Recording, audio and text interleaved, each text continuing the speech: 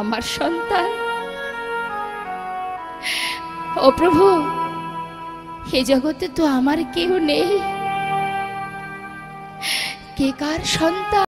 ভগবানকে আমরা সবাই ভালোবাসি, কিন্তু ভালোবাসা কাকে বলে, কেমন ভাবে ভালোবাসতে হয়, কিভাবে ভালোবাসলে ভগবান ভক্তের মনোবাসনা পূর্ণ করেন, আজকে লীলা থেকে আমরা জানতে পারবো। তো আসুন আস্বাদন করি আমরা সবাই সেই অমৃত কথা, লীলা কথা। তার আগে সবাই মিলে দুটি বাহু তুলে, মায়েরা উলুধ্বনি এবং আমার বাবারা সবাই মিলে দুটি বাহু তুলে জয়ধ্বনি করবেন একসঙ্গে। জয় জয় শ্রী গুরুনিতাই গৌর সীতানাথ প্রেমানন্দে হরি হরি। একটা ভক্তের কথা একটু বলি বাবা, ছোট করে। শ্রীধাম নবদ্বীপে আমার মহাপ্রভু শ্রীবাসের গৃহে সর্বদাই হরিনাম সংকীর্তন করেন।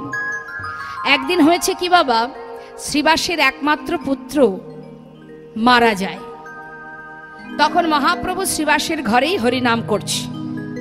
এখন সন্তান মারা গেছে দেখে তার স্ত্রী মৃত সন্তানকে কোলে করে নিয়ে বসে বসে কাঁদছে।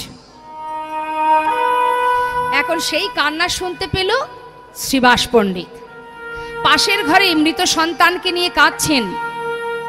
আর শ্রীবাস পণ্ডিত যখনই শুনতে পেলেন যে তার স্ত্রী কাঁদছে, তিনি তাড়াতাড়ি করে পাশের ঘরে এসে দেখছে যে মালিনী কাঁদছে। শ্রীবাস পণ্ডিত জিজ্ঞাসা করছে, মালিনী তুমি কাঁদছো কেন, কি হয়েছে তোমার? মালিনী বলছে, স্বামী আমাদের একমাত্র পুত্র মারা গেছে। কি বললে? সন্তান মারা গেছে?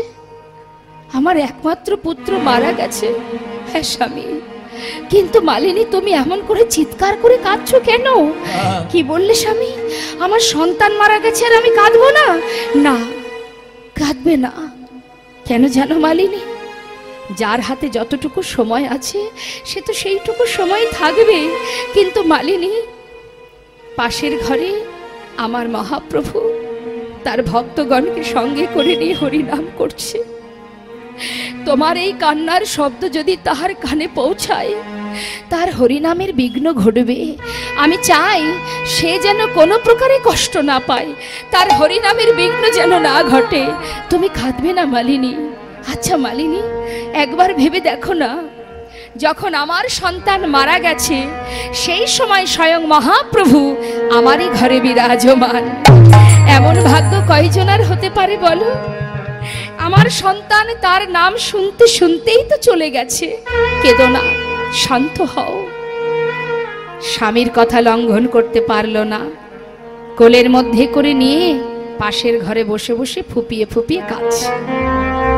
আর এদিকে আমার মহাপ্রভু তিনি সবই জানেন বাবা, কিন্তু না জানার ভান করে ভক্তদের নিয়ে হরিনাম করছে। আর এদিকে শ্রীবাস পণ্ডিত পাশের ঘরে গিয়ে দেখছে, তাই তো গৌর হরি হরিনাম করছে যখন, আমাকে নামের মধ্যে ডুবে থাকতে হবে, আর তা না হলে আমার সন্তানের কথা মনে পড়বে, আমি যে তখন স্থির থাকতে পারবো না। তাই নামের মধ্যে নিজেকে ডুবিয়ে রেখেছে। প্রভু ভক্তদের নিয়ে গান করছে, নাম করছে, আর শ্রীবাসও নাম করছে। হরে কৃষ্ণ, সাউন্ড একটু বাড়িয়ে রাখো, মনিটরের সাউন্ডটা বাড়াও। হরে কৃষ্ণ হরে কৃষ্ণ কৃষ্ণ কৃষ্ণ হরে হরে, হরে রাম হরে রাম, রাম রাম হরে হরে। হরে কৃষ্ণ হরে কৃষ্ণ কৃষ্ণ কৃষ্ণ হরে হরে, হরে রাম হরে রাম, রাম রাম হরে হরে। হরে কৃষ্ণ কৃষ্ণ কৃষ্ণ হরে হরে, হরে রাম রাম, রাম রাম হরে হরে। হরে কৃষ্ণ কৃষ্ণ কৃষ্ণ হরে হরে, হরে রাম রাম রাম হরে হরে। হরে কৃষ্ণ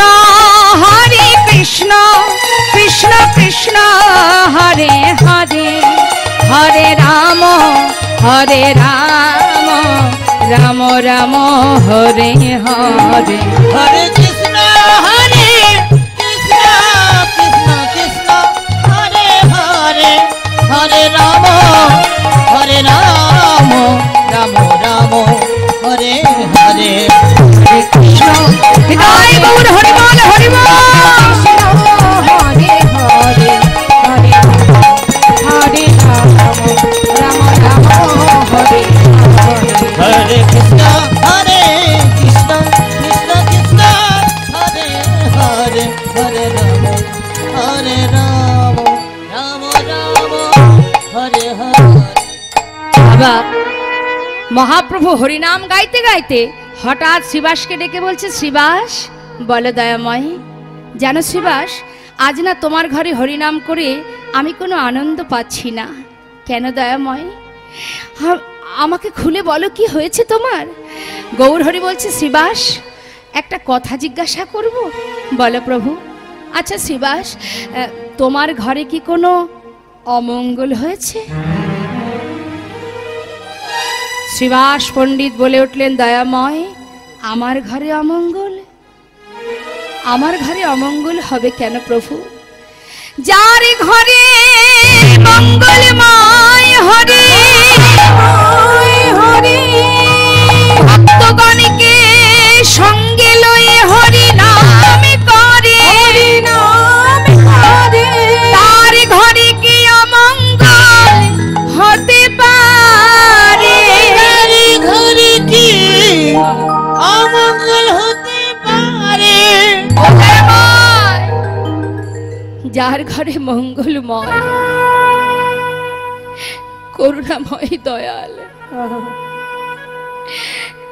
তার পার্শ্বদকে নিয়ে হরিনাম করে, সেই ঘরে অমঙ্গল হবে কি করে বলো দয়াময়? পাশে দাঁড়িয়ে এক ভক্ত বলছে, জানো প্রভু, শ্রীবাসের একমাত্র পুত্র একটু আগে মারা গেছে। শ্রীবাস তোমার সন্তান মারা গেছে? শ্রীবাস পণ্ডিত বলছে, দয়াময় আমার সন্তান? ও প্রভু, এ জগতে তো আমার কেউ নেই, কে কার সন্তান? হে জগতে তুমি ছাড়া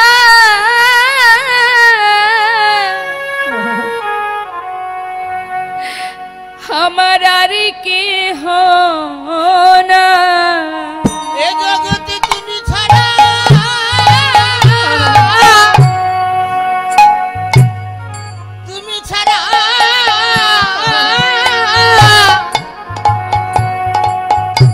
আর কেহ নাই।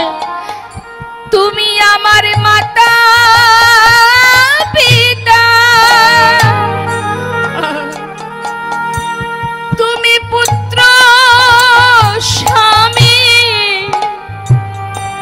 তুমি ছাড়া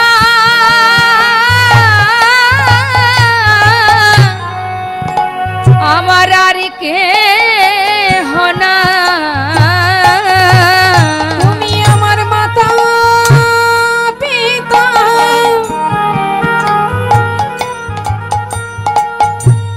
পুত্র স্বামী। হরি বল হরি বল। তুমি ছাড়া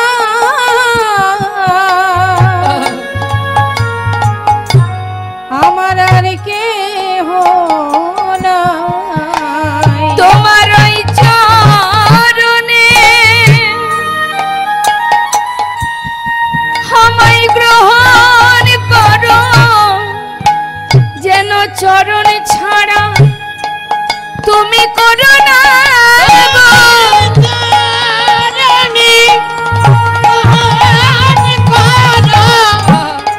চরণ ছাড়া করো না গো।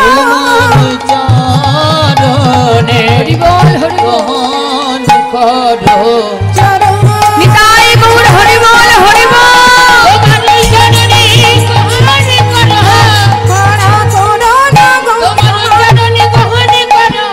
এ জগতে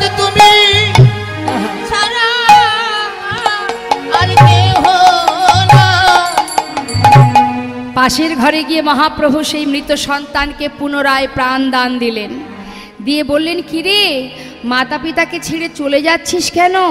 তখন সেই ছোট্ট বালক বলে উঠলেন, কে কার মাতা কে কার পিতা, তুমি মাতা তুমি পিতা তুমি ভাই তুমি বন্ধু। তাহলে বাবা আজ শ্রীবাস পণ্ডিত যে কথা বললেন, সন্তানও সেই একই কথা বললেন। তাহলে এ জগতে আপন বলতে একমাত্র আমার করুণাময় গৌর সুন্দর। তাকে পেতে গেলে শুধুমাত্র চাই ভক্তি। বিদ্যা বুদ্ধি নাই বা থাকলো তাতে কোনো দুঃখ নেই। শাস্ত্রে বললেন, বেদ বিদ্যা দুহু কিছু নাহি জানত, বেদ বিদ্যা দুহু কিছু নাহি জানো। এই ঘর কলিকালে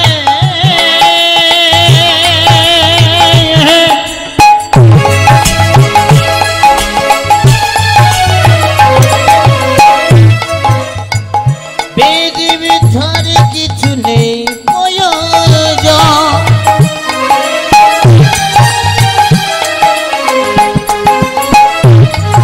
যদি একবার হরি নাম হরিবল হরিবল হরিবল।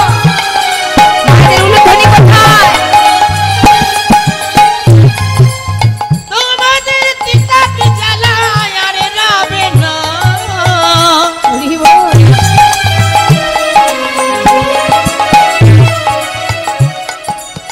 এই মধুর হরি নামে তোরে যাবে বেদ বিদ্যা দোহ কিছু নাহি ও জানো। গো বেদ বিদ্যা দুহু কিছু নাহি জানো তো। সে যদি গৌরঙ্গ করে আর সে যদি গৌরাঙ্গ করে আর সে যদি গৌরঙ্গ করে সে যদি গৌরাঙ্গ করে নয়নানন্দিতে ভনে সেই তো সকলে জানে। নয়নানন্দেতে ভনে এই তো সকলেই জানে। সর্বসিদ্ধি কর তলে সর্বসিদ্ধি করো তলে ওই না সর্বসিদ্ধি করো তলে বৈষ্ণব পদকর্তা বললেন, যে জন আমাকে ভালোবাসে তে সতত যুক্তানাং ভজতং প্রীতিপূর্বকম দদামি বুদ্ধি যোগনং তং মাম প্রজন্তিতে। কিছুই জানা লাগে না, যে জন গৌরচরণ সার করেছে। জয় নিতাই জয় গৌরে। এত সময় আমরা গৌর কথা শ্রবণ করলাম, এবার আসুন আমরা লীলা কথায় প্রবেশ করব। আর লীলা কথায় প্রবেশ করবার আগে আমাদের একটু দুবাহু তুলে শ্রীধাম নবদ্বীপে নিতাই গৌরের চরণ স্মরণ করতে হবে।